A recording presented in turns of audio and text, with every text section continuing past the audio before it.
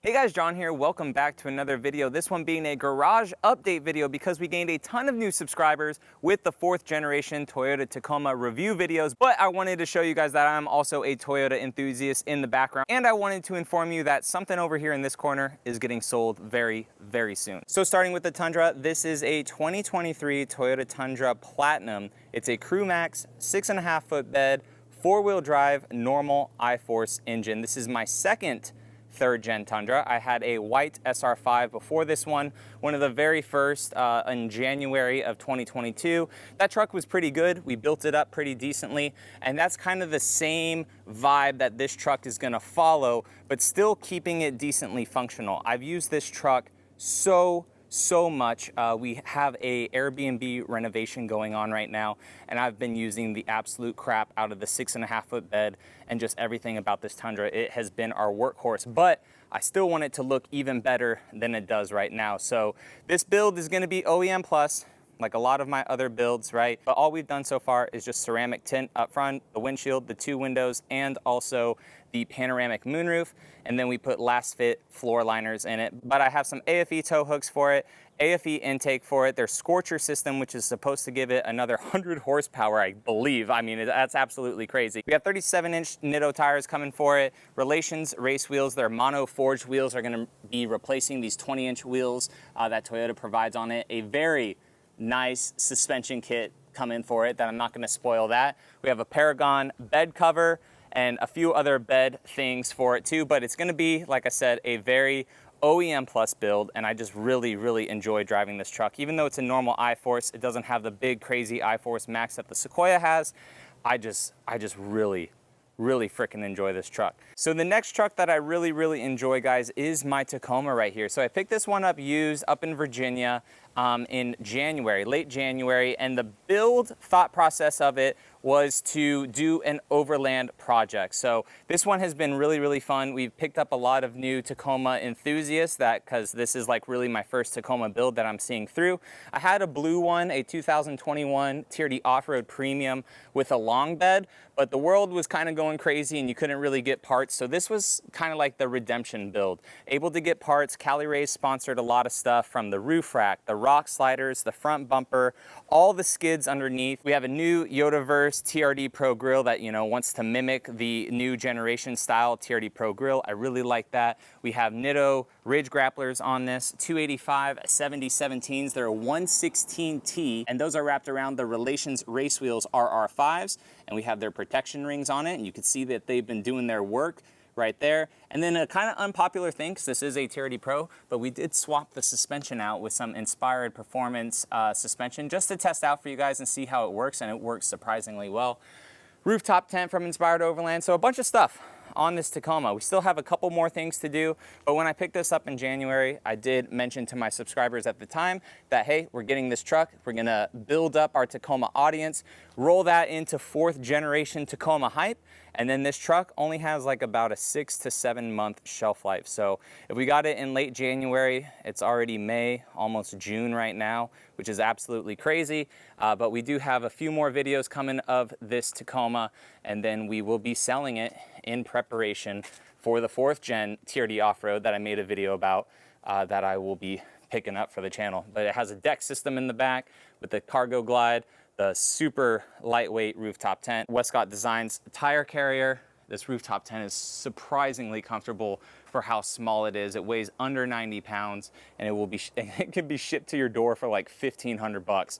It's very nice, especially in the expensive rooftop tent game. So that's it with the Tacoma, my 2 trucks, the Tacoma and the Tundra. Now onto these 2, and one of these will not be in the garage any time longer. So that one is the Sequoia, unfortunately, guys. So like I had mentioned when we were talking about the Tundra, we like to do real estate stuff. A lot of you guys ask, hey John, what do you do for a living? How do you afford these cars? Well, multiple streams of income, VA disability stuff, prior military stuff, YouTube, real estate, investments. My wife is an agent. We don't have kids, so like a lot of things are able to add up, and it's awesome to be able to do this stuff, right? I could make a full dedicated video about that if you guys would like, but with that comes some adulting, and this payment on the Sequoia, while it's not like the best and it's not the worst, it's just not needed right now. And we're looking at some future investments this year. And if you guys know anything about purchasing potential real estate,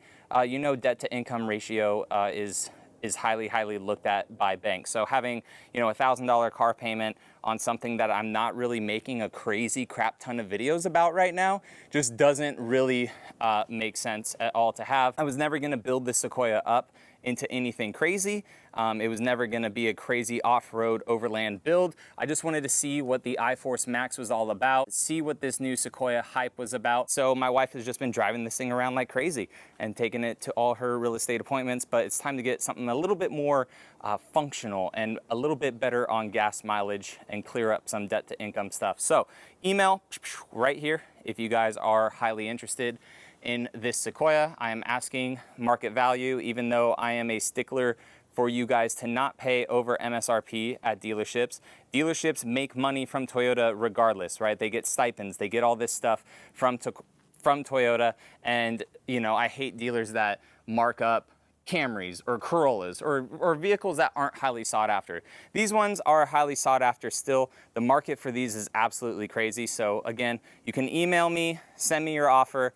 I'm looking to get market value for this Sequoia, and you guys can see what they're selling for. So this one has 3,600 miles on it. It's been garage kept its whole life. It has the black camo interior. It's very clean. I take, you know, very good pride in my vehicle. So black camo interior. We have ceramic film on the front, ceramic film on the sides, ceramic film on the pano moonroof. Little thing for our Airbnb right there, but it is very clean. This vehicle was a lot of fun to have. I have no issues with it except for what I pointed out with our lumbars kind of making a little bit of noise, but the Sequoia just hasn't gotten to 5,000 miles yet to where I could take it to the dealership to just have them deal with that at the first service. So people that have those issues with their lumbars, they're actually getting them fixed at their local Toyota dealerships. They're just putting new lumbar support mechanisms in the seats. My Tundra is actually having the issue too. On the driver's seat, the lumbar is creaking just a little bit. Not as bad as the Sequoias, but it is doing that. So Sequoia, officially for sale, guys. Unfortunately, I really wanted to see this one through and just really test out the iForce Max engine powertrain for years to come with this. That was the plan ultimately for it. But with real estate prices kind of starting to go down and us wanting to invest more, it doesn't make sense to have this vehicle, unfortunately. The baby, the freaking 4Runner. So this one, guys, not gonna lie, it was on the chopping block. So I debated a while between this and the Sequoia. The 4Runner's completely paid off. It could have been, you know, market value on these things is anywhere from like 47 to 55. Mine is super low miles. It's about 30,000 miles on it. Very tastefully done, very OEM plus build, super clean. We do have some dents and dings in it and stuff, but I would get that, you know, completely taken care of. Last time I checked, which was like a month ago, there was only 4 Cavalry Blue 4Runners for sale in the entire United States, ranging from 45,000 to 50,000. So it weighed on me heavily to potentially sell this to have cash in hand and not sell the Sequoia to see that build through, right? Or to just see the reviews through. But at the end of the day, this would have been cool because it would have been cash in hand, but then that payment is still freaking there. So when we get rid of the Sequoia, make a little bit of money on that, still keep the 4Runner. That was kind of my thought process. And then the Tacoma would be gone in a couple months anyways, only letting us to have 1 car payment. And I put a good amount down on the Tundra, so it's not like it's absolutely horrible, right? So that was then my overall thought process. This one being paid off, just drive that for a little bit until my wife gets a real estate car that actually gets, you know, more than freaking 20 miles per gallon. So the 4Runner had it since 2017, guys.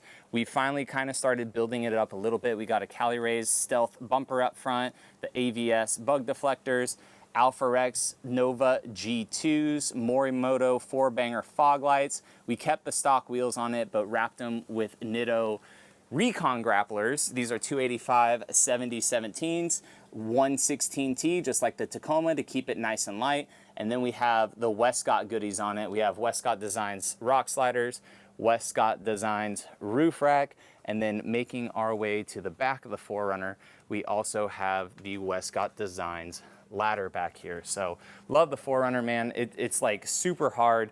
Every time it kind of like comes up in my mind to sell it, I just look at it and like I wash it. It needs to get washed badly right now. And like for a guy, I was telling my wife, for a guy, when you wash a vehicle and you're like contemplating selling it, and then you wash it and you're like, nah, you know what I'm saying. You like fall in love with it again. When I was just washing the Sequoia before this video, that did not happen. So to me, that definitely tells me that it's time to let go of the Sequoia. With the life of YouTube and keeping stuff interesting for you guys, unfortunately, sometimes cars have to go a little bit sooner than I had anticipated or wanted to. Here's my email again, up on the screen, guys. I appreciate you all for subscribing. All you new subscribers are incredible. Welcome to this crazy Toyota focused YouTube channel. We all like to talk in the comment sections about Toyota things and help each other out.